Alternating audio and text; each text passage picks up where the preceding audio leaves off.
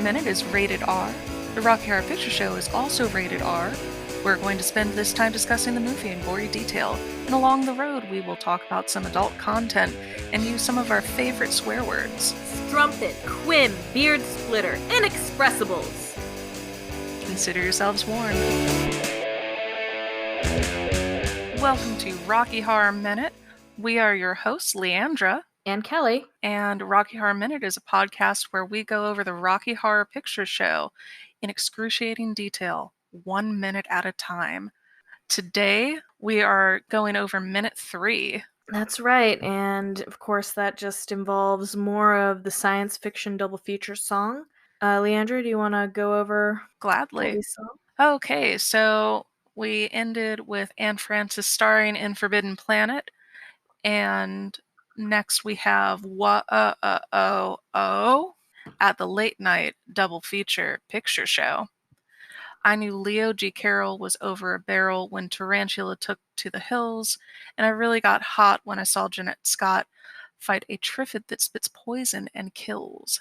Dana Andrews said prunes, gave him the runes, and passing the muse lots of skills. But when worlds collide, said George Pal to his brah. And we don't know what George Pal said to whoever this brah person is. This is, of course, a mixture of the lips and our drippy lettered credits. I love how you read the lyrics, Leandra. It sounds like a nursery rhyme. Our very good friend Oscar has a love of the lullaby versions of the Rocky Horror Picture Show music. He has it on his phone to pull up really at any given time. I mean, don't we all? Well, I guess I should get in on that. That's right. So yeah, and then we've got the credits, right? Yep. So we start with Jonathan Adams. He was really more of a TV actor. He played Dr. Everett Scott. He did a lot of work with BBC, and he's also one of the original cast members to return from the Rocky Horror Show. Oh, yeah, I was gonna say I didn't know that he was in the Rocky Horror Show. Yeah, he was the original Dr. Scott. Oh, okay. Yeah. And Peter Hinwood, of course, lifelong actor, champion of the silver screen, right? Oh, for sure. He didn't do much acting before or after this, and up until his death in 2018, he was an antiques dealer. He had that shop with his lifelong partner, and he didn't really talk about Rocky Horror because he was pretty sure that he was a bad actor, and watching it made him cringe. Yeah. Well, at least you didn't have to cringe at his singing. Yep, that wasn't him. Yeah. Thankfully, or maybe not thankfully. Well, I mean, I can only assume that if they dubbed over him, especially, I mean, maybe I shouldn't say this, but if they dubbed over him with that singer, I can only imagine what what his real voice was like. Yeah, that's a low bar, and he really must have tripped under it. Did I say Jonathan Adams was the original Dr. Scott? Because if I did, that's lies. He was actually the original narrator who later became the criminologist for the film. Okay, yeah. Because I thought that was actually one of the things I was going to talk about, and I was going to bring it up in a minute, but since we're on this topic, we've got, of course, Meatloaf as Eddie, the ex-delivery boy, and in the original Rocky Horror Show, of course, Eddie and Dr. Scott are played by the same actor. And I was just wondering what you think of the choice to split the casting. Well, I don't know. From a moviegoer's point of view, I can understand why. You don't really have to have a striking, uncanny resemblance in a film. You can go, this is that person's the nephew, and then an audience member will go, okay, that's fine. But for a campy musical, getting the nephew and Dr. Scott paired together definitely makes a lot of sense. I know Meatloaf, when he originally took on the role of Eddie and Dr. Scott, did not want to wear the fishnets. And he was like, I'm not doing that. Absolutely not. So then he saw a production of Rocky Horror Show with the person who previously played Eddie and Dr. Scott, and on For the Thrills, when Dr. Scott reveals that he's wearing fishnets, the audience just erupted in applause. And that was Yeah. when Meatloaf went, "Ah, I get it. Okay, Yeah, I'm that I gonna mean, do that's this." yeah, I mean, that's a huge moment. Oh, yeah. Like, probably one of the big crowd-pleasing moments in the movie, or the show. I haven't seen the Rocky Horror Show live, but I assume in the show as well. So, I mean, I get it. I honestly have always thought that splitting the casting was an odd choice. No disrespect, because I love Jonathan Adams' performance as Dr. Scott. I think it's really funny and silly, and obviously Meatloaf is a classic. I wouldn't have wanted somebody else to play Eddie, but I'm just saying that I like the idea of them being played by the same actor and that campy quality it would lend. When I first learned that, I finally learned the answer to why Eddie disappears so early in the movie and Jonathan Jonathan Scott appears randomly at one point. It made more sense to why they were so split in the first and second halves of the movie. But anyway, I do understand that it probably seemed more cinematic, but it's not that cinematic of a movie in a lot of ways. It holds on to a lot of its stage musical charm. So I'm It not does. sure if I would have liked the combined casting better. I don't know. I know that Meatloaf was particularly disappointed that he wasn't also Dr. Scott. Oh, was he? Yeah, he was, at least from what I've heard, the word on the street, as it were. He was very sad that he went from having that very kind of iconic reveal to Right. just being the guy that has the really fast song. But Yeah. I love it. Yeah, yeah. So anyway, I just wanted to talk about that difference between the show and the musical, or the Oh, show and the for movie. sure. So, next up on the credits, we have Charles Gray as the criminologist, and he was pretty well known as an actor. He also was in not one, but two James Bond films. He was in Diamonds Are Forever, and I guess amusingly enough, he was in You Only Live Twice, which clearly Charles Gray did in the Bondiverse.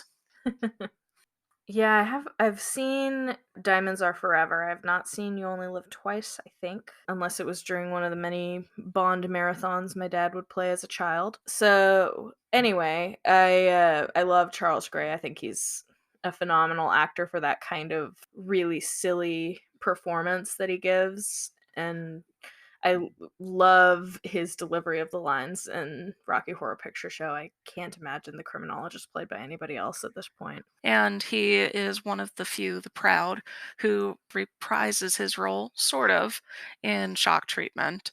The Oh, criminologist and Judge Oliver Ryder, maybe not the same person, but they're cut from the same cloth. yeah, we'll get into that when we do Shock Treatment Minute. Oh, something that I just something that Leandra is hearing about for the first time right now. oh, not the first time. I've also heard about it in my nightmares. But that really concludes the list of performers for this minute. The rest of it comes right back to Pat Quinn's beautiful lips. All right, so I have some notes about the different sci-fi references in this particular minute. Fantastic. So, of course, the first one is to a reference to the film Tarantula when it says Leo G. Carroll was over a barrel when Tarantula took to the hills. That's pretty straightforward. The actor Leo G. Carroll was screwed in the movie basically because his giant tarantula escaped and ran off into the hills to wreak havoc upon the world. If this ever happened to you, Well, that's what you get with your giant growth serum. He was kind of like a mad scientist character. Interestingly, perhaps the director of Tarantula was Jack Arnold. So he also directed It Came from Outer Space, which was already referenced in this same song, and Creature from the Black Lagoon. ooh, So then we had I really got hot when I saw Jeanette Scott fight a Triffid that spits poison and kills. Of course, that often confuses people because, at least in America, we aren't familiar with what the hell a Triffid is. In the movie, it is a large, like, mobile carnivorous plant that is from a meteor shower. They're like aliens, but so they can walk around and spit poison and kill you, etc.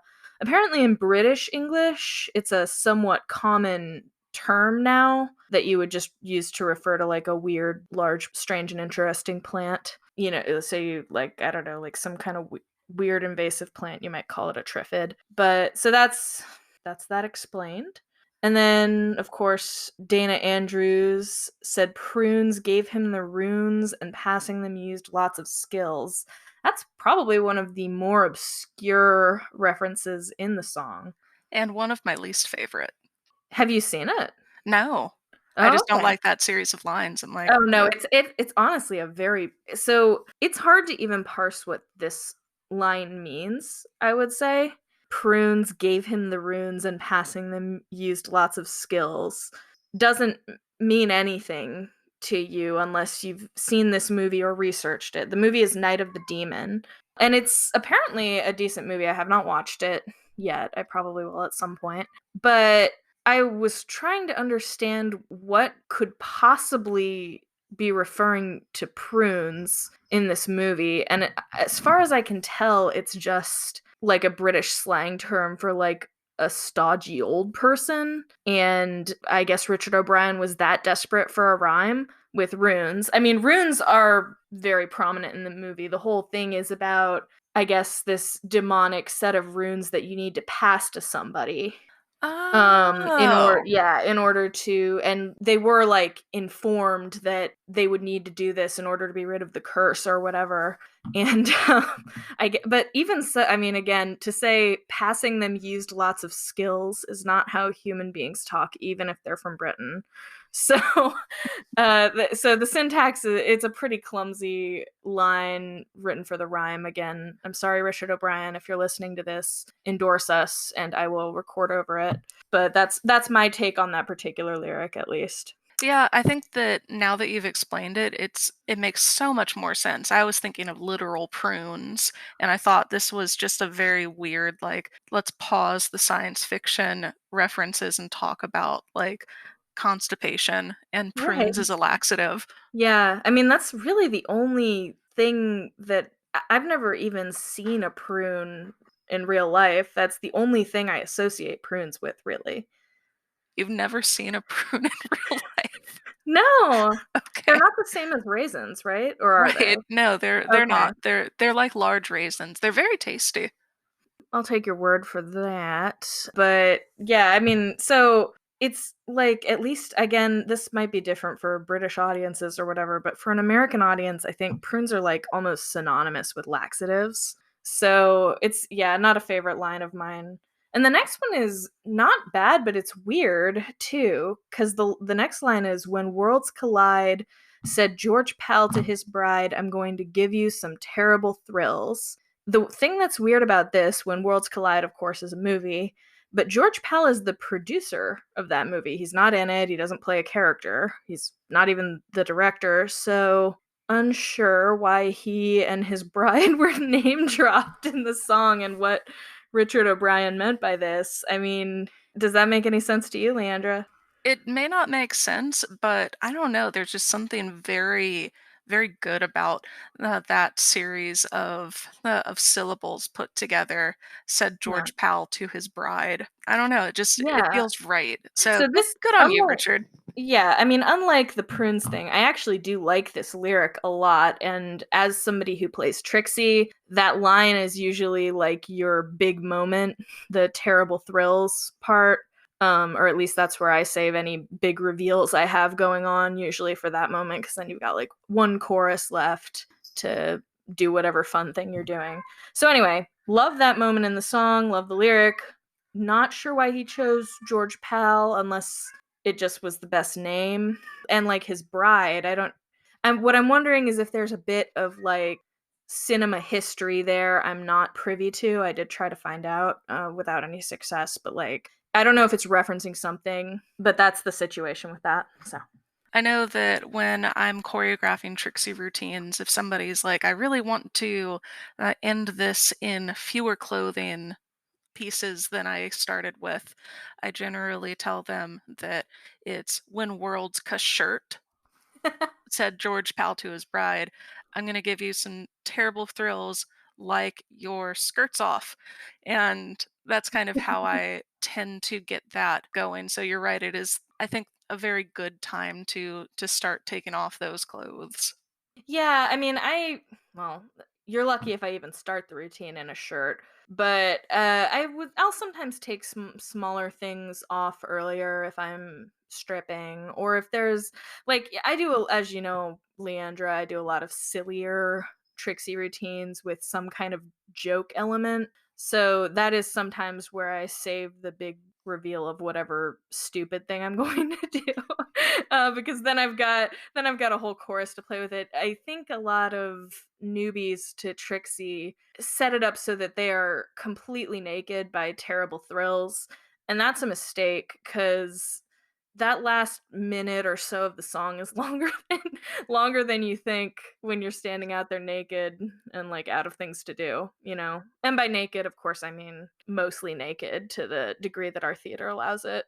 Yeah, ideally, I think that the some really good pacing with that is get down to a level of undress that you think that the audience would think is you being done, and then in the very last couple of seconds of the song, take off just one more article of clothing, and that makes people go like, "Oh my god, I can't believe that this happened." That's precisely true. Yeah, just take off a sock and people will go crazy. Yeah, I mean that's your philosophy. Oh yeah. Leandra has a foot fetish. Everyone, Dan, don't edit this out. The world needs to know. Well, not a true statement, but thanks for that. So that's pretty much all I had on the sci-fi references.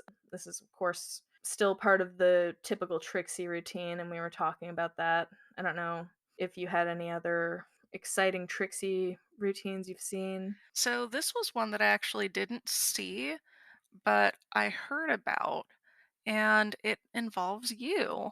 So one of your Trixies is Old Lady Trixie. So when we talk about prunes, we're really kind of segueing nicely. Yeah, And you've done this a couple of times now, but for one of them, you're like, hey, can I borrow your cane? Because not that it super matters, but I have really, really, really bad knees. So sometimes I use a cane. It's yes, not a fashion statement, although it could be. It's really cool. yeah. She was like, can I borrow your cane for Trixie? And I was like, yeah, sure. I guess that's fine. And from what I heard from people who were either disgusted or thought that this was the funniest thing in the world, she actually deep throated my cane I on did. stage. I did. So I do a lot of gags when I do the old lady Trixie, and I've always wanted a cane but hadn't been able to get my hands on one that would work for this purpose. So I was excited about Leandra's, but unfortunately, like many canes, it's hooked at the top in a way that I would not be able to fillet it in an effective way. And I mean, listen, if that is how you were born or what you're working with, all bodies are beautiful, but it's not ideal for that purpose. So I had to go in from the bottom, and that's I think what really upset people. And there I am not going to lie to you, the back of our theater is filthy. Like most movie theaters, it is just like concrete and dust and like nastiness backstage. So it was a very gritty experience for me. I Gritty's felt such a bad word to use to it's the describe only anything word that goes in your mouth. there is no way that this would be well received post COVID. It was not. I mean, I we have a regular who I thought was going to love this because he usually loves anything wacky and crazy and like out there. But I came to him after the show and he was like practically outraged that I did this. He was Uh, like, that was the most disgusting thing I've ever seen. Why would you do that? So there you go. But yes, that's one of my favorite ones I've ever done. I hope someday I get to do it again. for your health, I hope that you skip the filleting of a cane that is used on actual ground. No. Speaking of segues, Yeah. my favorite callbacks from this piece of the song, this minute of it, there are a lot of fun ones. This is where you get, "Hey, how'd you get the cum off your lips? Lick it, bitch," and that lines up with Patricia Quinn's lips just licking on tarantula took to the hills. So Yeah. absolutely adore that. And my favorite kind of silly callback is right after fight a triffid that spits poison and kills. I've heard it as what the fuck's a triffid, or somebody will mishear triffid and say what the fuck's a trivet. And both of those just they fill me with delight. Yeah, and now the next time you hear that callback, you can shout back. A triffid is a large mobile carnivorous plant that came to Earth in a meteor shower. Listen to Rocky Horror Minute for more facts of this type. Yes, you could do that. You could. I encourage you to do just that. Yes. There are some people that really like the fight a penis that spits semen and spills or kills. Huh. And I don't know. It's not even that it's vulgar, it's just not quite as fun for me. Yeah, I've never even heard that one. But I think that we've talked a fair amount about this here minute. So let's go ahead and wrap up. We will come to you next time with what the terrible thrills might be for the rest of Science Fiction Double Feature the Song. Yes. And now to end like we end all of our podcast episodes, now you You don't don't have have to to go go home, home, but but you you can't can't stay stay here, here, so so get get the the fuck fuck out. out. Better every time.